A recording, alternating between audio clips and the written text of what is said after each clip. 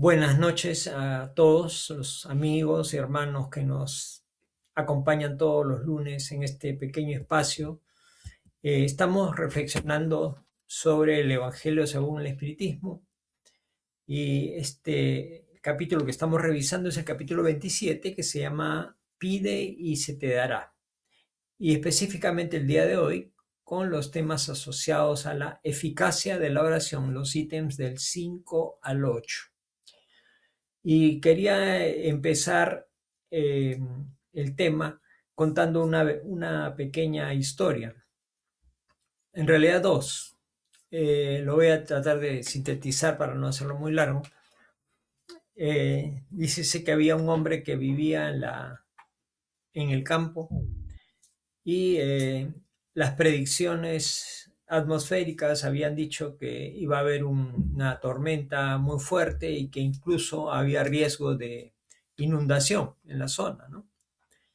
Entonces, este hombre era muy creyente y se queda en su casa mientras todos parten, ¿no? Se van, se escapan, se están yendo del lugar porque decían que el lugar había mucho riesgo, ¿no? Sin embargo, él se queda y dice, no, yo tengo fe en Dios. Bueno, la gente se está yendo y lo llaman, ¿no? Le dicen, Pedro, vamos, ¿qué haces allí? Y dice, no, yo tengo fe en Dios. Y se queda en su casa, ¿no? Y comienza la lluvia, comienza la lluvia y la gente incluso lo anima, ¿no? Le dice, vamos, vamos, que no te quedes. Eh, y bueno, comienza a subir el nivel del agua y él se sube al techo de su casa, ¿no? Y pasa pues un pequeño barco, una lancha con gente y le dicen, Pedro, súbete, vamos. Y él le dijo, no se preocupen, vayan, Dios me va a salvar. Y se van pues toda la gente y lo dejan, hasta que finalmente llega un helicóptero y también intenta rescatarlo y él no quiere, dice que Dios lo va a la va a salvar. Después de todos esos intentos de ayudarlo, finalmente el nivel del agua crece tanto que se lleva a su casa y él termina ahogándose. Y cuenta la historia que cuando llega al otro plano, como que le reclama a Dios, ¿no? Le dice, pero Dios, yo tenía fe en ti, ¿por qué no me salvaste?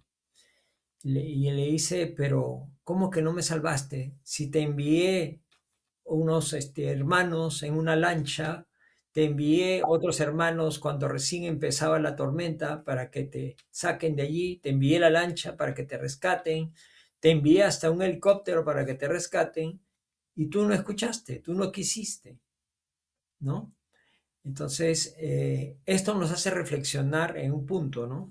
Que hay veces, como bien lo han comentado ustedes también, pedimos a Dios lo que nosotros queremos, no lo que es mejor, sino lo que nosotros queremos.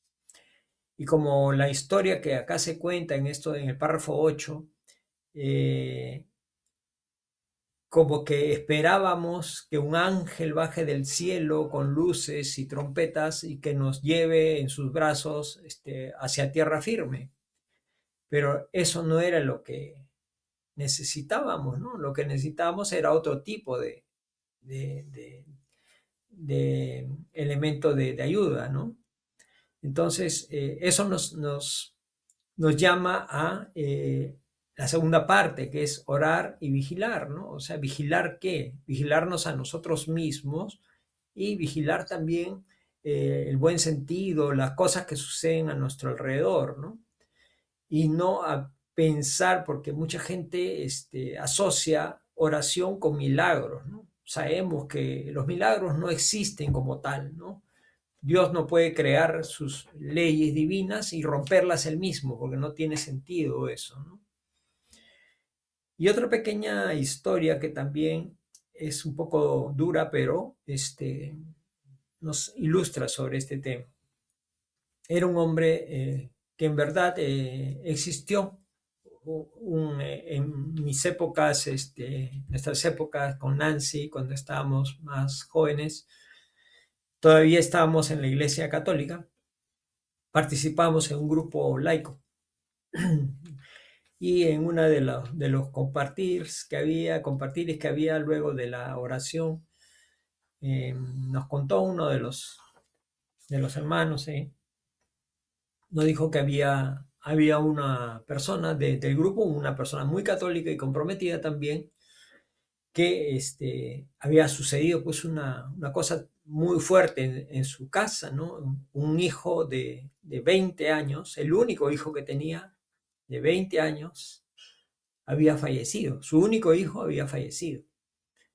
Y este señor toma el uso de la palabra en el velatorio, ¿no? En donde estaban todos los amigos, todos los hermanos reunidos, una situación muy, muy triste, muy dura.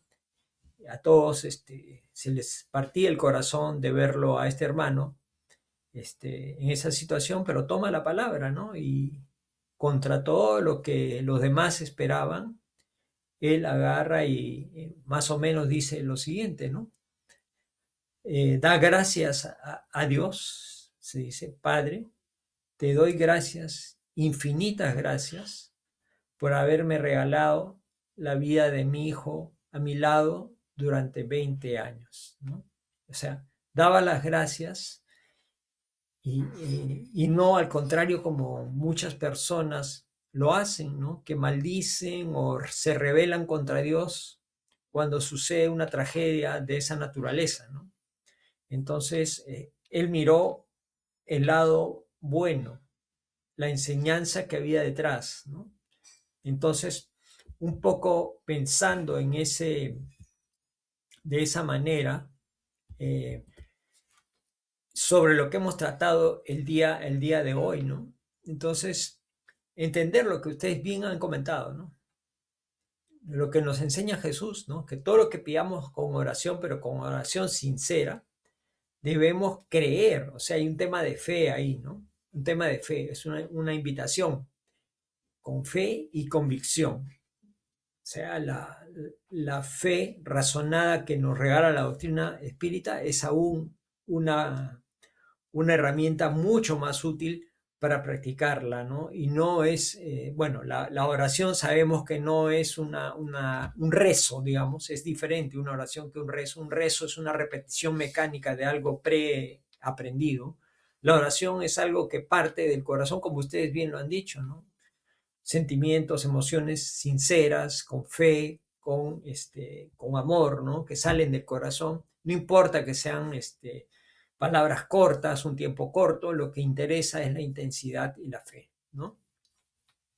Ahora, también haciendo un resumen, aquellos que dicen, ¿no? Pero si Dios es todopoderoso, Dios todo lo sabe, entonces Él sabe lo que nos pasa y las leyes, sus leyes, son inmutables. Entonces, ¿para qué voy a pedir si eso no tiene sentido pedir? Porque Dios ya sabe lo que necesito y las leyes no las va a cambiar, ¿no? Entonces, eh, entendamos que en la vida no está predeterminado todo, ¿no? O sea, nosotros como seres humanos no somos unas marionetas, ¿no? Del destino, donde ya existe una fatalidad, ¿no?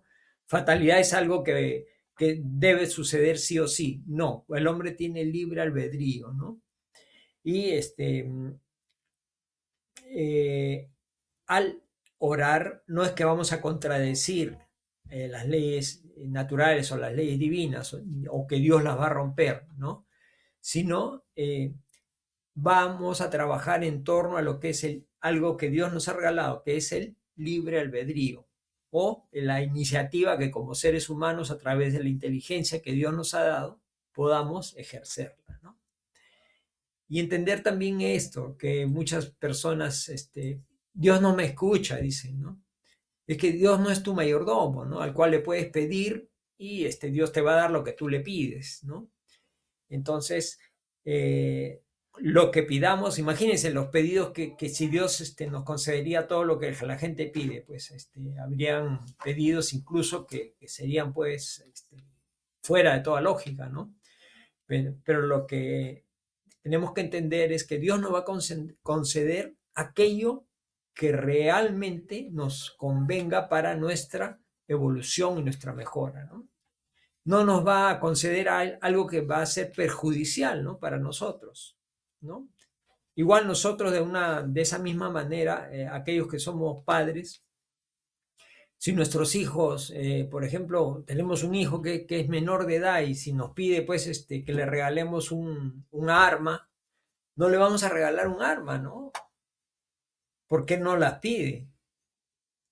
Porque es algo pues dañino para él, ¿no? Dañino para él y para el prójimo, ¿no? Entonces, igual, ¿no?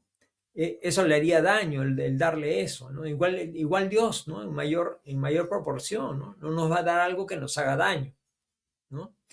Entonces, ¿qué es lo que nos da fe en vez de darnos una solución instantánea? Porque nosotros somos impacientes, queremos las cosas rápido, pero tampoco es así. Ya hemos hablado un poco de la paciencia hace poco, pero la fe nos ayuda a que Dios nos dé otras cosas, nos dé coraje, por ejemplo, para superar estas situaciones, nos dé paciencia para esperar el momento preciso, justo y necesario, y nos dé resignación, pero no la resignación pasiva, ¿no? Sino la resignación que acata las leyes divinas y entiende de una manera racional los sucesos y las cosas que son mejor para uno, ¿no?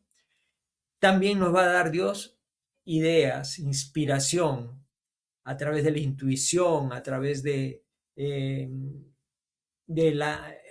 análisis que podamos hacer nosotros en base a las cosas que nos vayan presentando, ¿no? ¿Para qué? Para poder resolver nuestras dificultades, nuestros problemas, ¿no?